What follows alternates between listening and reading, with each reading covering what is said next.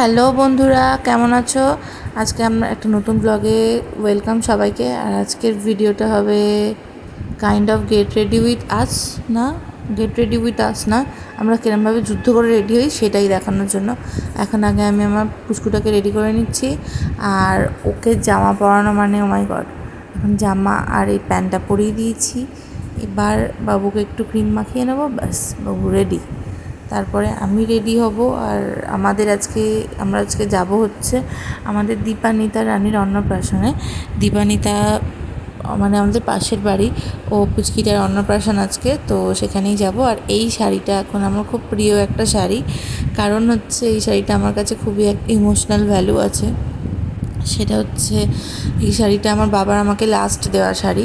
মানে এবছর দুর্গাপুজো যখন গেছিলাম, আগের বছর দুর্গাপুজো যখন গেছিলাম, দুর্গাপুজোর আগে, তো তখন বাবা এই শাড়িটা আমাকে দিয়েছিল। তো সেই জন্যেই বাবার দেওয়া এটা শেষ শাড়ি। এই শাড়িটা আমার কাছে সারা জীবন খুব খুব খুব খুব ভ্যালুয়েবল থাকবে। আমি এবারে রেডি হয়ে নিচ্ছি, একটু কনসিলার দিলাম মুখে, ফাউন্ডেশন আমি দিইনি। আর একটু আইটা শ্যাডো দিয়ে তার উপর একটু লাইনার দিয়ে নেবো। আর জাস্ট খুব খুব খুব খুব খুব নর্মাল একটা মেকআপ করব। একটু আইলাইনার দিয়ে নেবো, দিয়ে একটু কাজল দিয়ে নিয়ে ব্যাস হয়ে যাবে। আর যেহেতু মেকআপটা খুব হালকা করেছি, মেকআপটা প্রথমে সেট করে নেব। মেকআপটা খুব যেহেতু হালকা করেছি, তো লিপস্টিকটা একটু ডার্ক পরলাম। আর আমি শাড়ি পরলে একটু ডার্ক লিপস্টিকই পরি, আমার ভালো লাগে।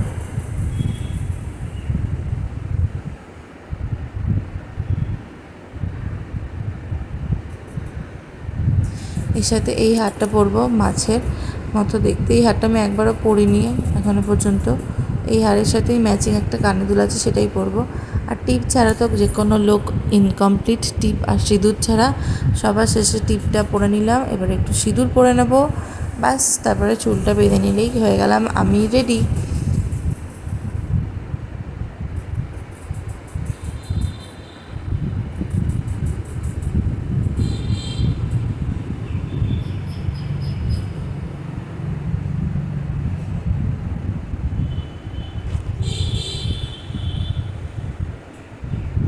আর এই হচ্ছে আমার লুক, কেমন লাগছে বলবেন। তারপরে তো আমরা চলে এলাম দীপানিতা রানীকে দেখতে। এখানে এসে দেখলাম ওকে অলরেডি ভাত খাওয়ানো স্টার্ট হয়ে গেছে, কারণ অনেকটাই লেট হয়ে গেছিলো না যেহেতু, তো ওকে ভাত খাওয়ানো শুরু করে দিয়েছে। আর ও দেখুন কী সুন্দর চুপ করে বসে আছে। আমার ছেলে তো খুব কান্না করেছিল এত লোক দেখে।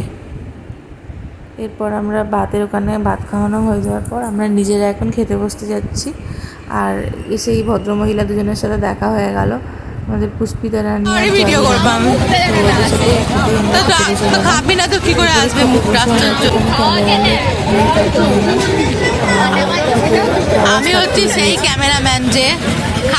আর এখানে পুষ্পিতা বলছে আমাদের দ্বারা ফুড ব্লগ হবে না। আমি তো খেতে বসে ফুড ব্লগ করতে ভুলেই যাই। আর সেটা আমার সাথেও হয়, আমার খেতে বসে আমি মানে খাবারের কনসেন্ট্রেশন বেশি দিই আর কি ভিডিও করার থেকে।